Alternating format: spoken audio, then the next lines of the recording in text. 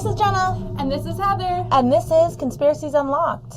Today is all about the UAP hearing. This is part 8 in overtime. Definitely overtime. So we wanted to just let you know that we're doing a different format for today's unlocking. Jenna is going to be each of the representatives that speak. And I will be the whistleblower, so we're going to interview each other. Yeah, that way it's not just so mundane and just blah, blah, blah. Well, and I'll try to do cool voices. That's why I'm going to be the representative, because I'm going to do Mr. Burchett's voice that's all Southern. I'm going to try to do it. He's from Tennessee. Tennessee, because you're the only 10 I see. Did you fall from heaven? Did it hurt when you fell from heaven? It's going to be fun. We're going to have fun doing it. So we actually do start overtime with Mr. Burchett from Tennessee. Oh, okay. And Mr. Burchett starts addressing Mr. Grush. So you're going to pretend to be Mr. Grush. Mm-hmm. I might have asked you this before, but I want to make sure. Do you have any personal knowledge of someone who's possibly been injured working on legacy UAP reverse engineering? Mr. Grush says yes. Okay, how were they injured? Was this something like a radioactive type situation or something we didn't understand? I've heard people talk about Havana syndrome type incidents. What was your recollection of that? And will you please define Havana syndrome? Havana syndrome is a mysterious illness that affects diplomats and staff stationed in Cuba and other countries. The symptoms include hearing loss, dizziness, and other neurological issues.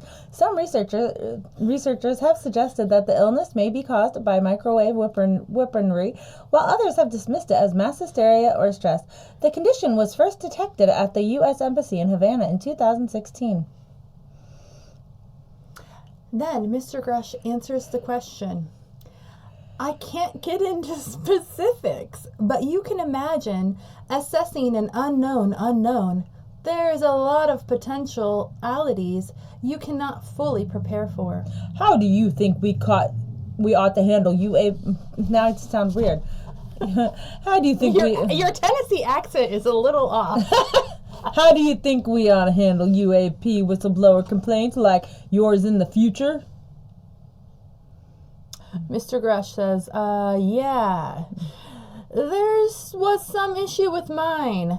The PPD-19 process goes to the Intel committees, either through PPD-19 or ICD-120.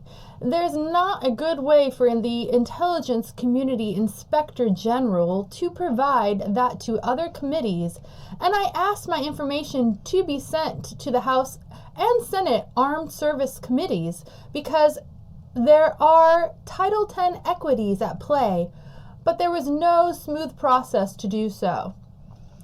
And because there's a lot of military terms in there, we're going to define some of these things for you. Jenna, will you please define PPD-19? Yes, I can.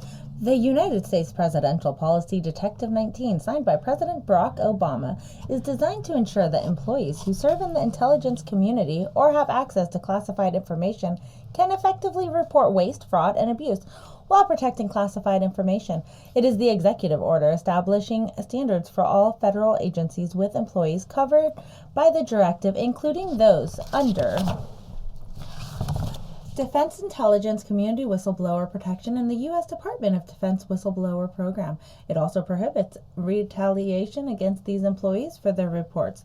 PPD-19 accordingly establishes a system of intelligence community whistleblowing and source protection under the Office Director of National Intelligence and supervised by the Inspector General of the Intelligence Community, ICIG.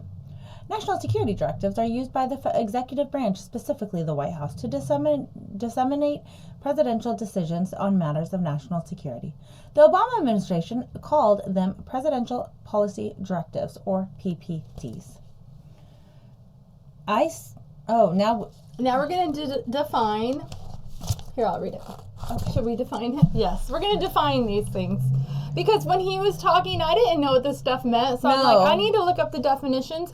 And our listeners may not know what these are as well. Yes. So we're going to define ICD-120.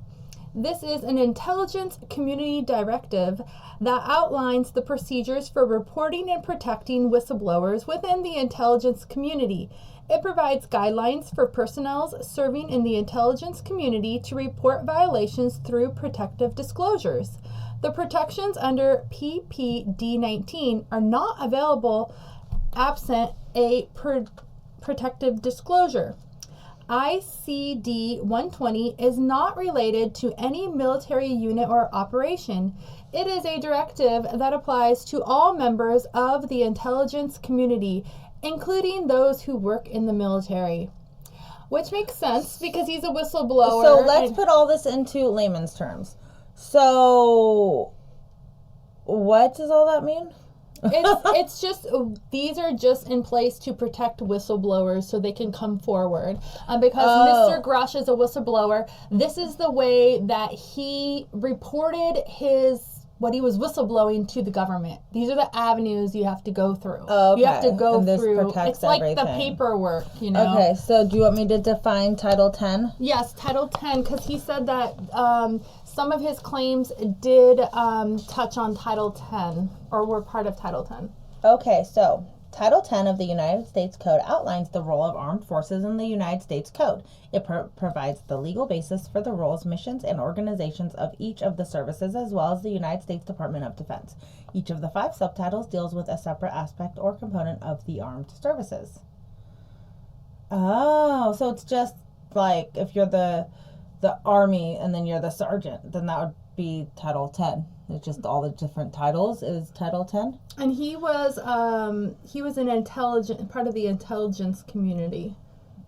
Okay, so can I go back to this paper really quickly? Because now let's go back to Mr. Grush when he said, yeah, there was some issues with mine. The PPD-19 process goes to... Oh, so he's talking about... The process. The process was a fucking shit show. Yes. Okay. And that's so why then, we're defining it, so we can understand what he's saying. Okay, I get it now. Yeah. Okay. So then Mr. Burchett says, yeah, it's a trash can.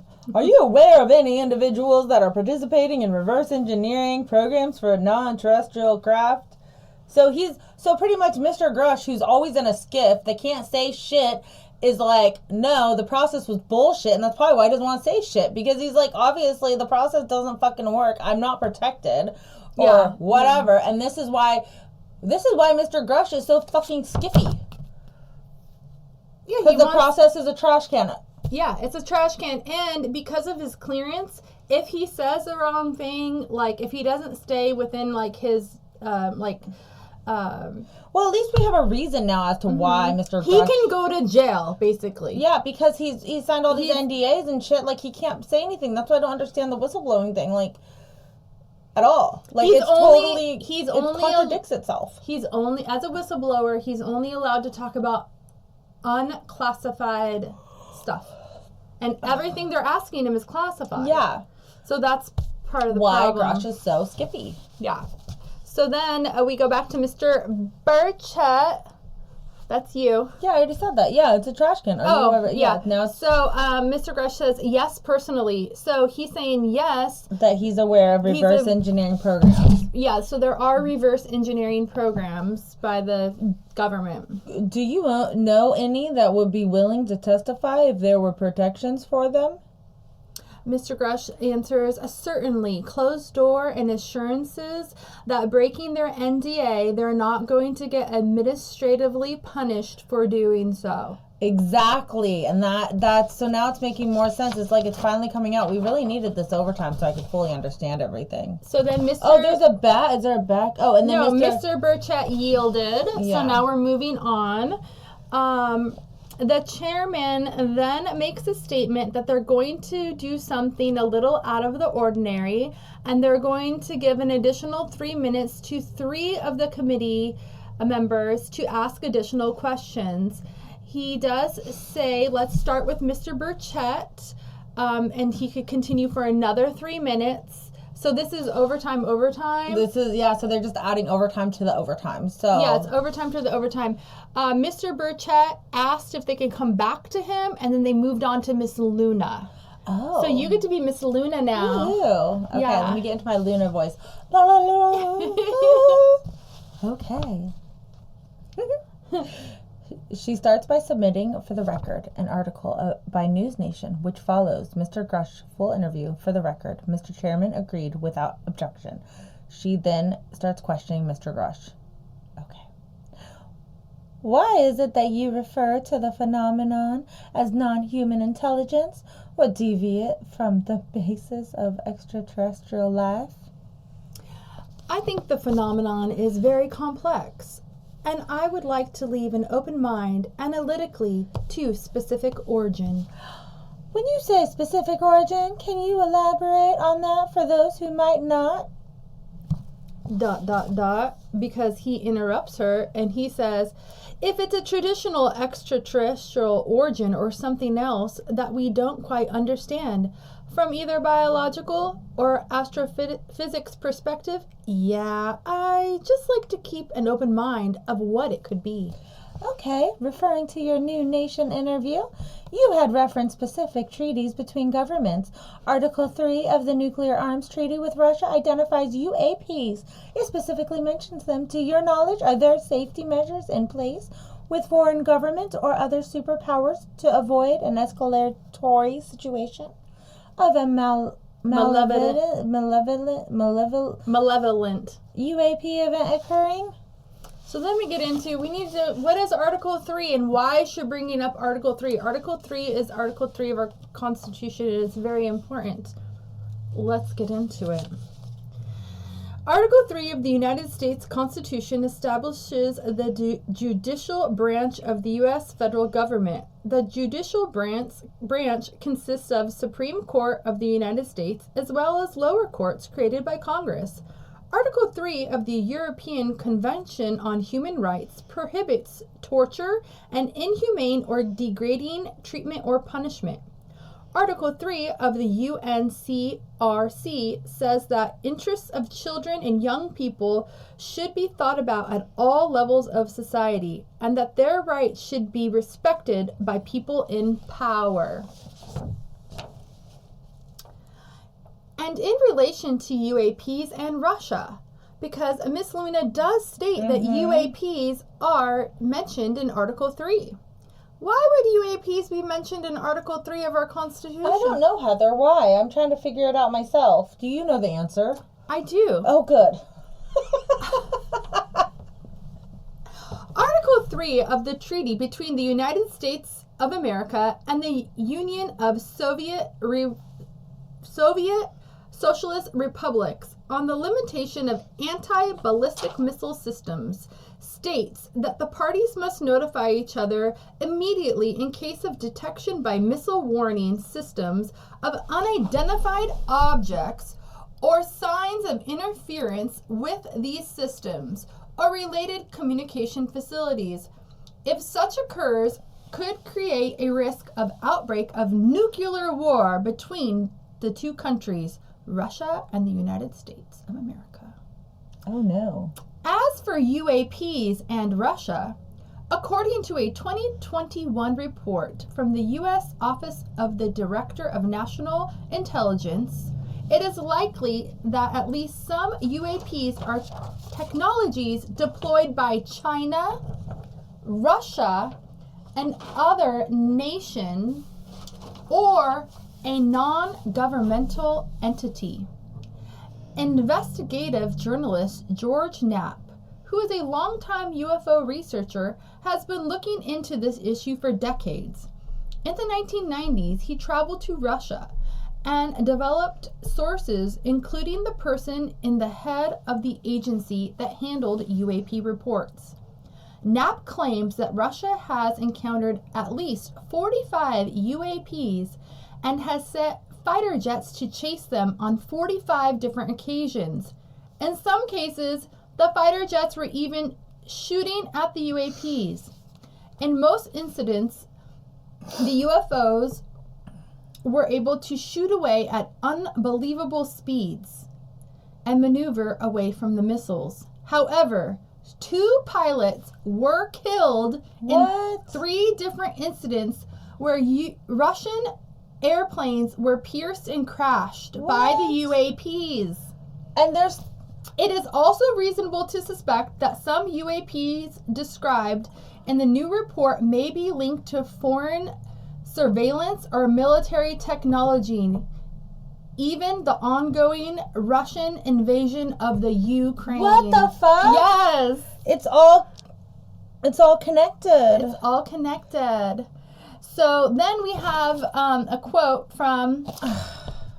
I'm telling you, it's getting juicy. It's all connected. I'm so confused. So Article 3 talks about Russia and the UAPs. That's so weird. Because it has to do with the whole missile treaty. Yeah. Like, we can't just go, like, shooting missiles at each other. There's rules, right? So then there's a News Nation story dated July 31st, 2023 by Joe, I don't know how to say his last name. Kahili. This is one of my sources, and it gives more insight, or actually gives a quote by George Knapp, which is the longtime UFO researcher who researched this information about Russia and the pilots that died. George Knapp is quoted saying, Russia's program is likely the biggest investigation ever undertaken. Thousands of case files were accumulated. Nearly all of the witnesses who were interviewed were military personnel. Many of the incidents described to me by the program's director, Colonel Boris Sokolov, is alarming. So Russia's getting attacked by UAPs. It's in Article 3. People have died as a result of these interactions. They're hostile, obviously, very hostile. But there's also claims that it could be technologies deployed by China. That's not even UAPs? No, I mean, well, UAP is just, it's like a UFO. It's just unidentified. It doesn't mean it's from, like, another dimension or outer space. You just don't know what it is. That's why it's in Article 3, because it's a limitation of the anti-ballistic missile system. Because what if it's a missile? What if the UAP is a missile?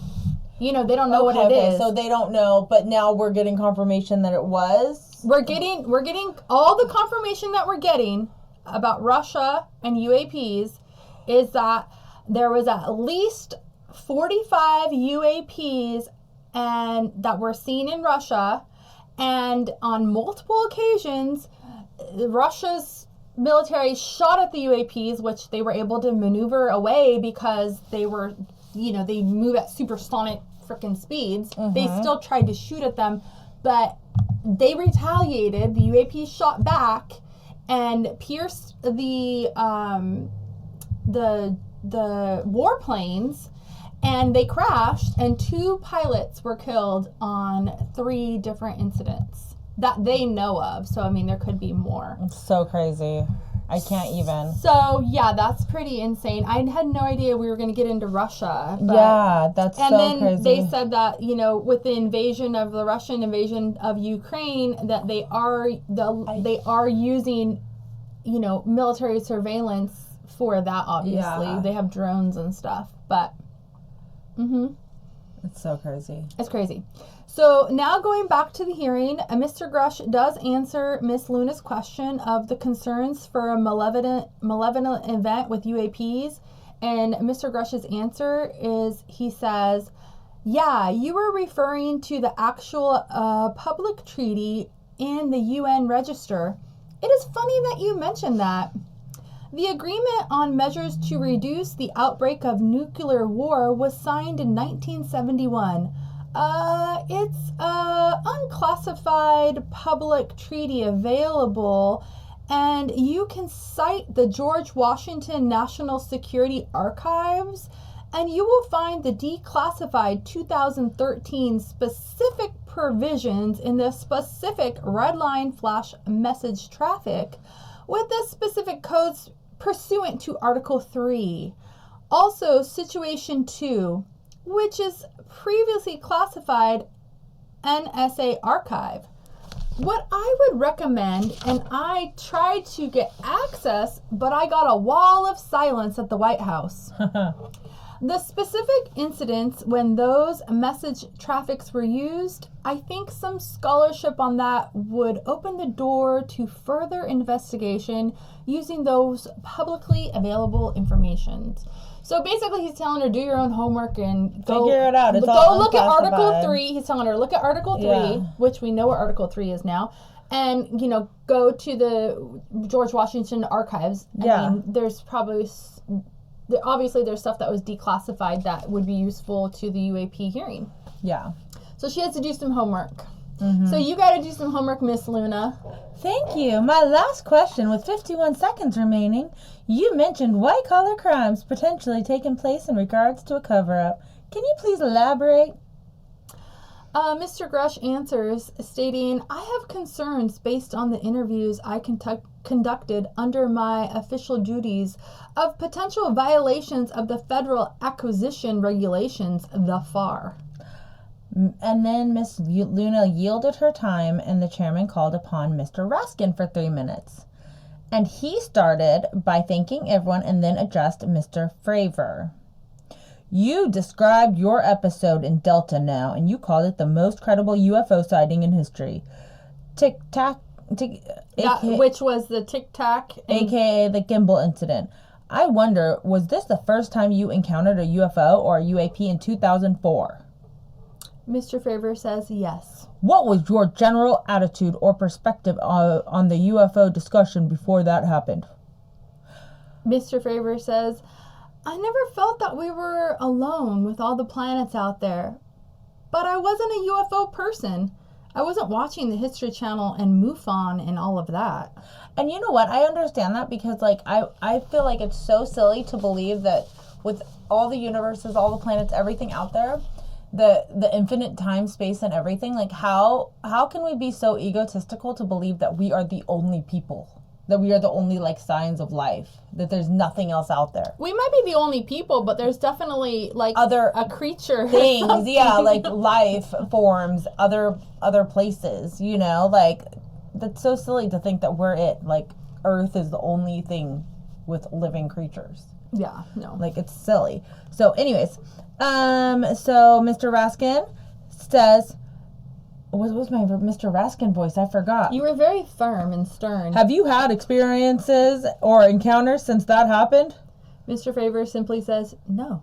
Have you formed any general conclusions about what you think you experienced then? Mr. Fravor says, yes. I think what we experienced was, like what I said, well beyond the material, science, and capabilities that we had at the time, that we currently have, or that we're going to have in the next 10 to 20 years. You've been... sorry. and then Mr. Raskin asks Mr. Grush, you've been able to answer in great detail on some questions, and other things you say you're not able to respond to. Can you just explain where you're drawing the line? What's the basis for that? Dude, it's because Mr. Grush is skiffy. All these people are now calling him out on it. That's bullshit. Mr. Grush answers, based on my Dobster security review and what they have determined is unclassified. So that tells us right there. They're telling him what he can and cannot say. Which is so silly because you're a fucking whistleblower. You should be able to, you're there to tell the truth. You should be able to tell the fucking truth. Mm-hmm. I see you're answering any questions that just call upon your knowledge of an unclassified questions. But anything that relates to classified matters, you're not commenting on in this context. Mr. Grush says, in an open session, but I'm happy to participate in a closed session at the right level, yeah. AKA a fucking skiff, you skiffy little bastard. Okay then, he addresses Mr. Gray. Oh. Okay then. He then he talks to Mr. Graves. You've said that there are dozens of fellow military pilots. Are there also commercial pilots who've encountered the same kind of sightings that you've described before? Mr. Graves answered, they are similar. Commercial pilots have less range and less sensors to be able to reach out and look for objects over a wide airspace. Commercial pilots are seeing them typically closer and the range of what they're seeing is pretty large. Wow. What is the most vivid, concrete sighting with the naked eye of the objects that you've described before with the cube-like objects? Mr. Graves goes on to explain a UFO experience. Certainly, I think that a vivid sighting of that would have been near mid-air that we had at the entrance of our working station. One of these objects was completely stationary at the exact entrance to our working areas, not only geographically but also at altitude. So it was right there with all of the jets, where all the jets were going essentially on the eastern seaboard. The two aircraft flew within 50 feet of the object. That was a very close visual sighting. And you were in one of the aircraft? Do you like my voices? Funny, because I've heard the hearing, so I know what they sound like. That's not what they sound like. He's very like kind of soft spoken, and you're all, I'm giving him some balls. Mr. Graves states, I was there when the pilot landed. He canceled the mission after, and I was there. He was in the ready room with all his gear on, with his mouth wide open. I asked him what the problem was, and he said, I almost hit one of those darn things. He said he was 50 feet away from it. Yes, sir. His description of the object was the description you gave us before? Yes, a dark gray or black cube inside of a clear sphere. Inside of a clear sphere? Yes. With no self-evident propulsion system? Mr. Graves states, no wings, no IR energy coming off the vehicle, nothing tethering it to the ground, and that was primarily what we were experiencing out there. Wow. So they saw a lot of cube UFOs, a cube with a sphere around it. When have you ever heard of a UFO shaped like that? I don't know. It's so weird. Like, what else would it be? Like, where did it, I have words, I promise, other than where and what. No, but I mean, just think about that. I don't know. Black where would it come from? What is it? How is it moving? It's just weird. Yeah. So Mr. Raskin time is over, and now. Well, he went over his time, so he went over his 3 minutes. And then he put it back to the chairman, and the chairman called onto Mr. Burchett. Thank you, Mr. Chairman. This is for all three of y'all, starting with Mr. Graves. Why did you come forward on this issue? Mr. Graves. I would love to know too. Well, I'd like to know from Mr. Grush first, but anyways, go on. Well, Mr. Graves is the one that has a lot of but why did Mr. Grush come forward if he ain't gonna say nothing? He always has to be in a skiff. Mr. Grush has like, I think, the highest intelligence clearance. So he knows the most top secret stuff out of everyone. Yeah. So he is the one that can speak the least amount because he knows the most top secret stuff. So he can only say unclassified stuff in a public setting. So they keep asking him classified, and that's why he's like, I can't say. They're not asking him the right questions. Yeah. They have to ask him the right questions. So Mr. Graves answers Mr. Burchett, and he states that he came forward because I felt that my colleagues did not have a way to mitigate the safety threat, and I wanted to help them. I was trained as an aviation safety officer by the Navy, and this seemed just like it felt right. I felt I had to help folks that were still flying and dealing with this. Then Mr. Grush answers, purely a sense of duty. I first swore an oath when I was a cadet 18 years ago, and I still uphold that even out of uniform. Mr. Fravor answers, and Mr. Fravor says, I was pestered by a friend, and I asked why. And he said, you're the one person they cannot discredit, and you'll add credibility to the New York Times article. So after about 6 6 times, I said okay. And then everyone starts that's laughing. funny. Yeah, everybody just starts laughing. This town isn't made, unfortunately. Well, you gotta remember, say who you are, because sometimes we just keep talking and they don't know if it changed. Oh, yeah, I'm still Mr. Burchett. Okay. I thought my voice would give it away. Kind of. No? Okay.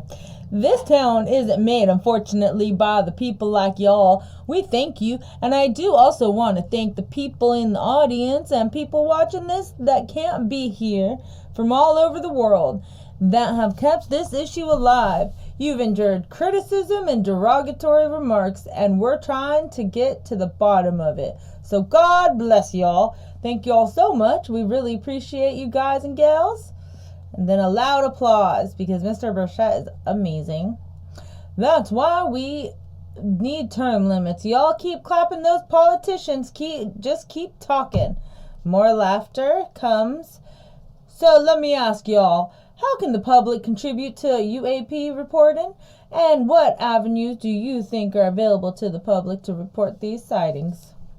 Mr. Graves answers Mr. Burchett by saying, well, right now, I don't think there's a lot of public options for every man to be able to report on this.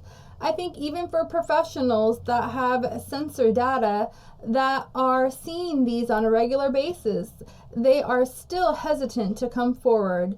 So for the general public, I think encouraging the conversation that we've had today, looking for technology solutions that can be distributed so objective data can be gathered. This is the first place to go. Mr. Grush answers by saying, I'll just touch on the whistleblower side. I do encourage current and former military intelligence community and industry,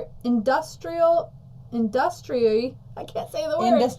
Industry contractors to come forward in a legal way, either through IC or DOD, whatever the cognizant DIGs are, to lead. Join me in this discussion. Mr. Burchett. Commander Fravor, I guess I should say this for the record. My daddy was a United States Marine Corps, First Marine Division. So overall, yes, sir, he was old school. He served with Chesty Puller, and Chesty Puller was a well-known soldier.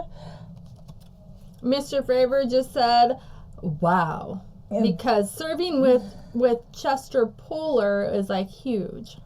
Then Mr. Burchett continued, saying, I'm not anything like my daddy. He was incredible. I'm very mediocre, to say the least, but go ahead. Mr. Favor says, well, you seem to be doing fine. For me, I was an accident investigator.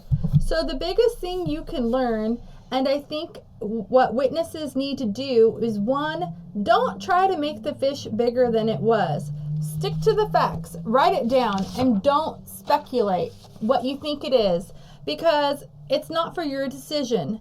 Just write the facts down. We all get the facts together and we start to do the investigation, and then we get a real honest story. Instead of, it was this big, and he spread his arms like super, super wide. Fish stories. Thank you all, and I want to thank everybody. We made history today. Mr. Chairman, I yield.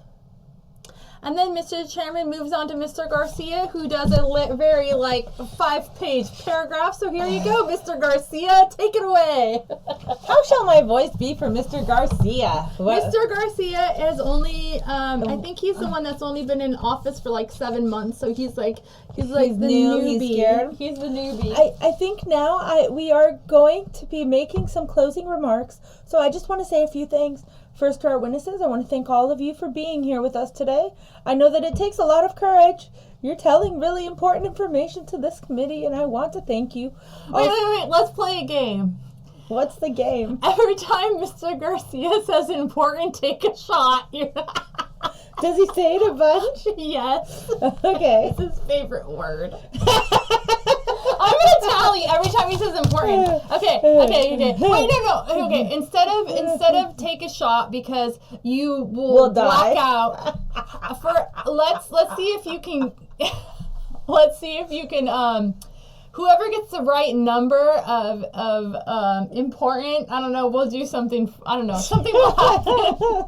Okay, go. Okay. He said important at least once, right? Yeah, I was about to say it. Yeah, I think I already see it like 4 or 5 times. So hold on. Okay. Start over. I will. Okay. So this is Mr. Garcia.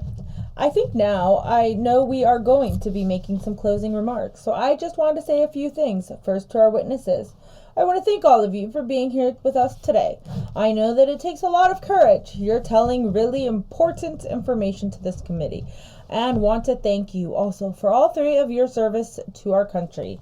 I also want to note that today's hearing was both important and serious. I want to thank our subcommittee chairman, Mr. Groffman, for running a very fair and substantive hearing.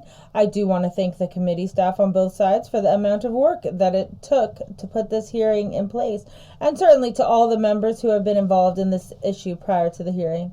I also want to note for the witnesses and our public that I'm a freshman member of Congress of 7 months. But this is by far the most bipartisan conversation and discussion that I have seen happen in the Congress. I think that a topic of this significance as it relates to our national security, as it relates to information that we're trying to gather for the American public, does bring people together. I think that's really great to see. I think it's also important to note for the public, we today in our hearing, we had on our side on both our full ranking member, who's Mr. Raskin, and vice ranking member Ms. Ocasio-Cortez, OAC, pretty much. Both here at our hearing.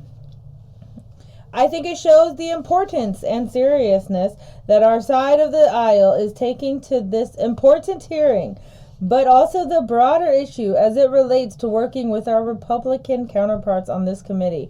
I want to additionally add that I think it's really important that we have and continue these discussions and these hearings. Clearly, there's a lot of information that we don't know, but it's also very clear that we need to continue our investigation and accountability on asking the right questions and ensuring that they are a part of the public record. One thing that was important today is some folks might wonder, why are we asking questions that are put into this record as it relates to this committee? I want to thank you for answering some questions multiple times. Not just maybe meeting you had with members, but also here in the public. Let me also just add an additional note. It is important that our friends in the media and those that are not just reporting on this hearing, but that reporter on this topic that may be in the future. The media has an important role in this process, and it's very important that the media engages, does independent investigations, and reports on not just what just happened today, but what they see independently around UAPs in the broader community. That's also an important public benefit that we have been trying to get the information and facts as it relates to this. Let me also say finally that as a teacher and an educator and longtime researcher, that I also really believe in following facts, in doing your homework and making sure you follow science as we try to get the most information possible. Thank you for all for agreeing to do that today. Transparency is the cornerstone of government. We live in a vast galaxy, a lot of unanswered questions, and thank you for all being here today. That was very important. How many times did they say it? I counted at least 10. So you would be dead now if you're doing shots. So Mr. Chairman said thank you to Mr. Burchett and Miss Luna for bringing this to our attention. It's a topic that has interested me since I was in school. It was a very illuminating hearing. Obviously, I think several of us are going to look forward to getting some answers in a more confidential setting. I assume some legislation will come out of this. Mr. Burchett asked to speak. I apologize, Mr. Chairman. I need to compliment the folks in my office that did a lot of work on this. Rachel and Noah sitting behind me here. They're very quiet and humble, but without them, this thing would not have come Rachel. off like it did. So I apologize. Mr. Chairman says thank you. I think we are going to want to look into what we can do to make more of this information public. I think there's certainly a time period after which it should always be made public, and people have been concerned about these issues, like I said, since I was in high school. In any event, I'd like to thank everyone who was here, sticking through the entire hearing without objection. The members will have 5 legislative days to submit materials and submit additional written questions for the witnesses, which will be forwarded to the witnesses for their response. If there's no future business, this will conclude our hearing. And I, as Jenna with Conspiracies Unlocked, would also like to thank everyone who was here, sticking through the entire hearing without objection. For all 8 parts. Thank you. You guys are the troopers. We have our overall main takeaways. Which, yeah. Should we do this today? Yeah, we gotta do Okay. the main takeaways. Well, no, I was just going to say, should we wait for another episode? Because there's a lot of main takeaways, but we can do it all today. We're only 40 minutes in. You want to do it today? Yeah? I think we should do it today and we can move on because I have other things. Yeah, I already have 3 other stories going, okay? Like, all right. episodes that are, like, ongoing. I love the UAP, obviously.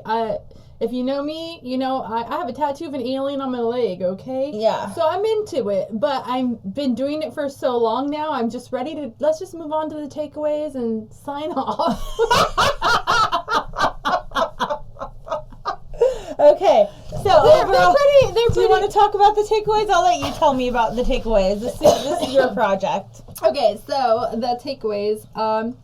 Number 1 main, and these are my takeaways. Now that other people might have different takeaways, these are what I thought were important. Okay, so the number 1 is the government is absolutely in possession of UAPs. David Grush, a former U.S. intelligence officer, told the panel that he is absolutely certain that the federal government is in possession of UAPs, citing interviews he said that he conducted with 40 witnesses over a 4-year period. So my reaction to that little statement is from just today's episode, we learned that, we didn't learn, but it reminded me that UAPs don't mean that they're out of this world. UAPs are just like unidentified aerial phenomenon, or UFOs, unidentified flying object. Yeah. So the UAPs, UFOs that the government has, they could be from of this world. They just don't know what it is, or what country it came from, or who made it. But technically, saying that they have a UFO, I'm just playing devil's advocate here, saying that they have a UFO could just mean that they have an unidentified something. It could be from Russia. From it could be China from or something, yeah. I mean, that's what So Article 3 even says. No, yeah, and that really did like put the whole UFO thing into perspective for me and look at it in a different way. Yes. David Grush is a former U.S. intelligence official. He did state that he led the Defense Department efforts to analyze and reported on UAP sightings. And this was he informed us, he confirmed it was a multi-decade Pentagon program that collected and reconstructed crashed UAPs. So he confirmed reverse engineering. So that was like the number 1 takeaway. Number 2 is that there was non-human biologicals that were found at crash sites. Also, David Grush, who underscored that he has not personally spotted a UAP, but he did tell the panel that he knows of multiple colleagues who were injured by UAPs.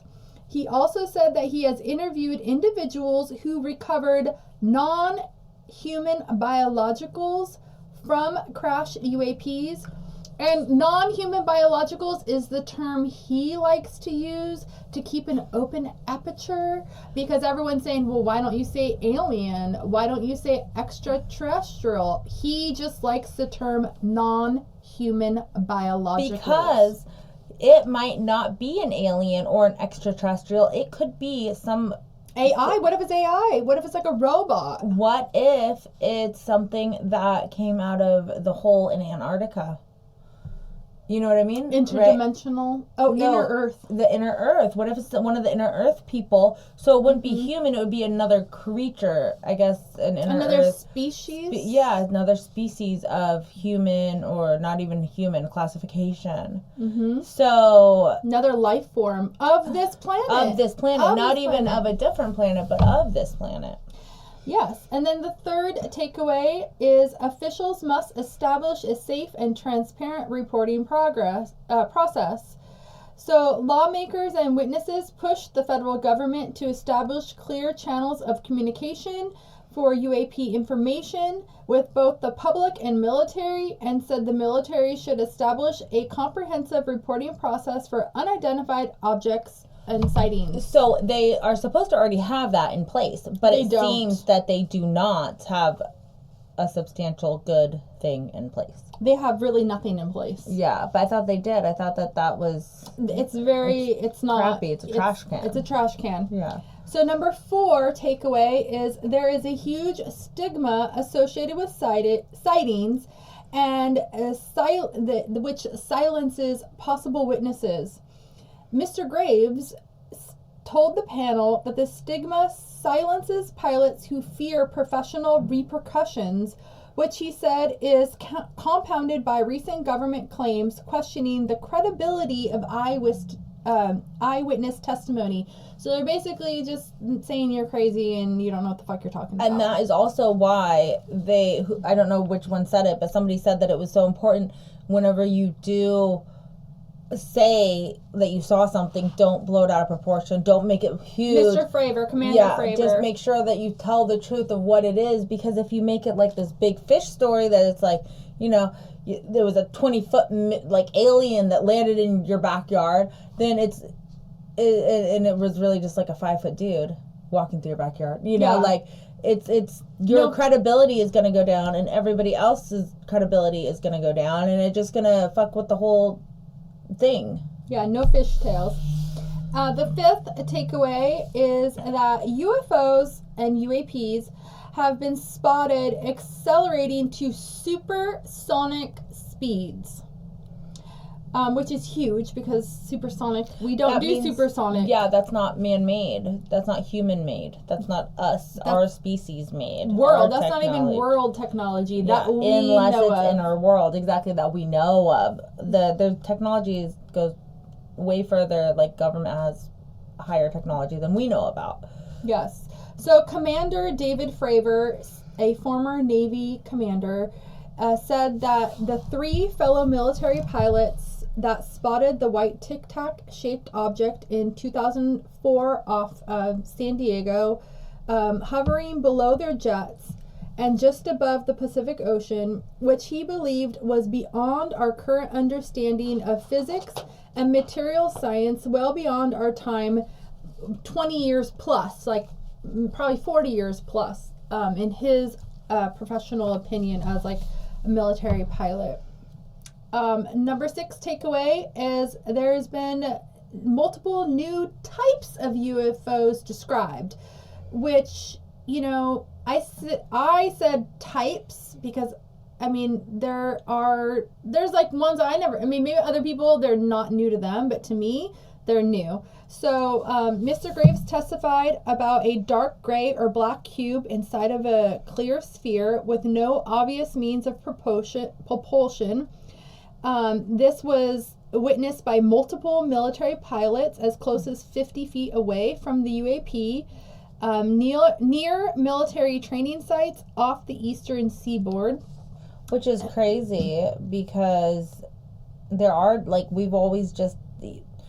it's always been just the standard spaceship, the circle disc spaceship.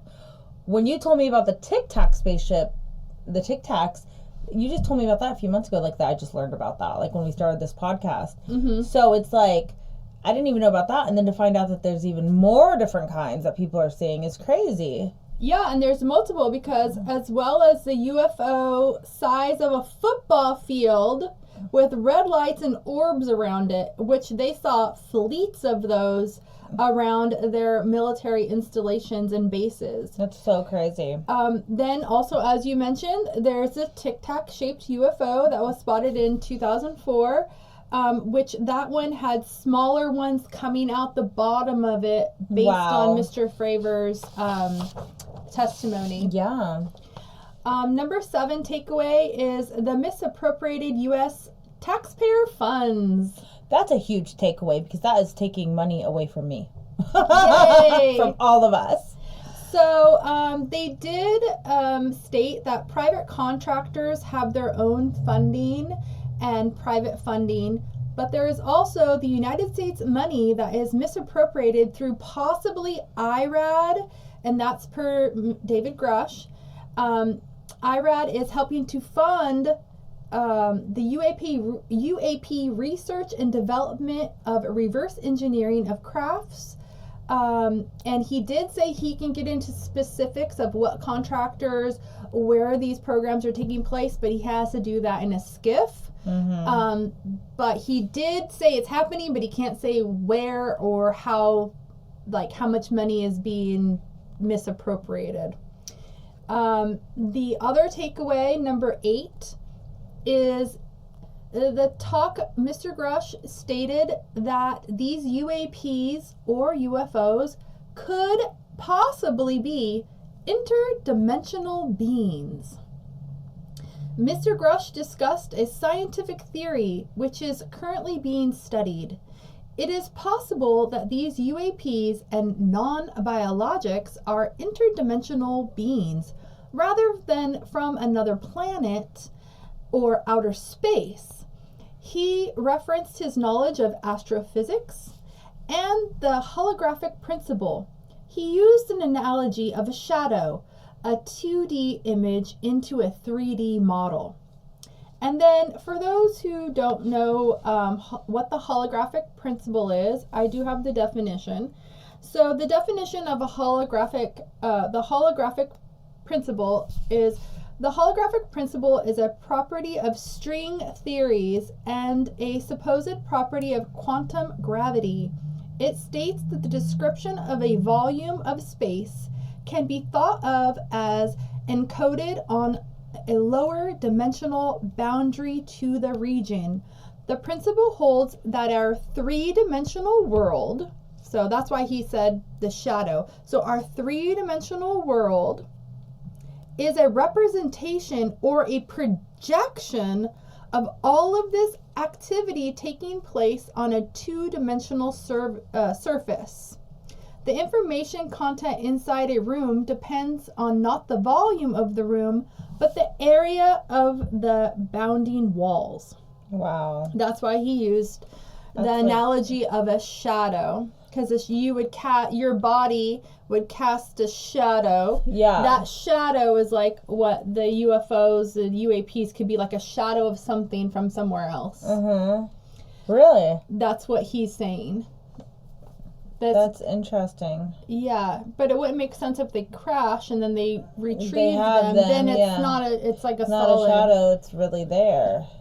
So I don't know how that works, but I don't understand. I don't understand string theory. I don't understand any of that either. But I wonder if that could be why there's different shapes now and like different types of UFOs. I wonder if some of those UFOs are what he's saying, like a shadow type thing, like the Tic Tacs or.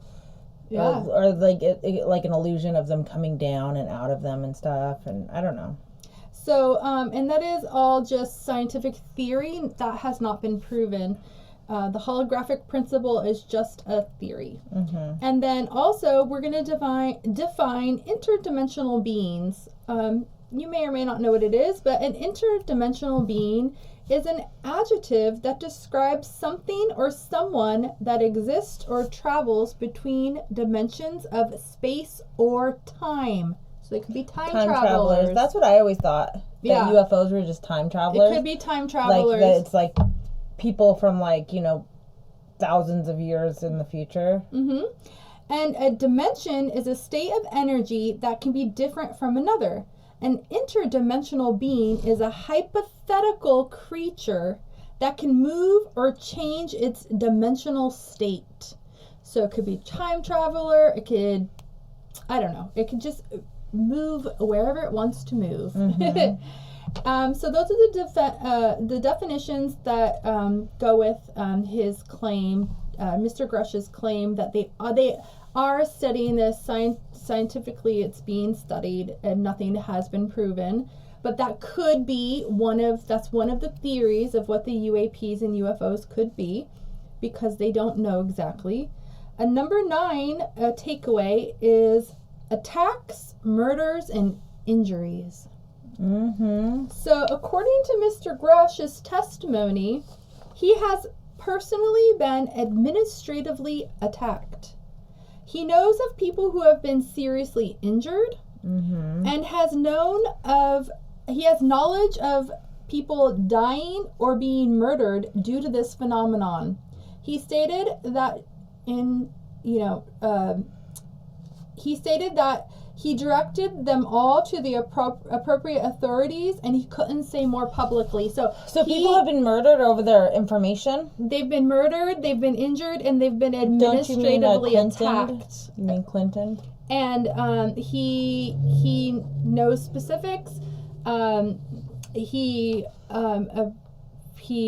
directed them to the appropriate authorities, I guess, so that way they can, arrest them if they're going to be arrested. I have no idea. Mm-hmm. Number 10 takeaway, Area 51. Everyone always wants to know about Area 51. Well, guess what? It's on record. Anything that was at Area 51 in relation to UAPs or UFOs has been moved or is no longer there. So Area 51, I'm sorry to say, people, that's not where we want to look. We need to look other places. We need to move on from Area 51 if we really want to know what's going on, because there isn't anything there anymore. And number 11, you're going to love this one, Jenna, no peeking. Number 11 takeaway. Mr. Grush is very skiffy, and they all need to... Mr. Grush is very skiffy, and they all need to meet with him in a closed setting. So do it now. And I guess number 12 is there's going to be new legislation that is going to be passed. I don't know what, or they don't even know what. They have to figure it out regarding all of this to help with transparency. And the chairman did state that stuff that is classified, certain things need to be declassified. Yes. And yeah, so that's where we're at with this UAP hearing. Let us know what you think about the takeaways. Do you think they could be interdimensional beings, time travelers? Do you think it's something from Russia in regards to Article 3? Did you even know about Article 3? I think that they definitely could be time travelers. I've always thought that. But I wonder if they could be time travelers from another planet. Like, what if we've already left this planet in like 2,000 years?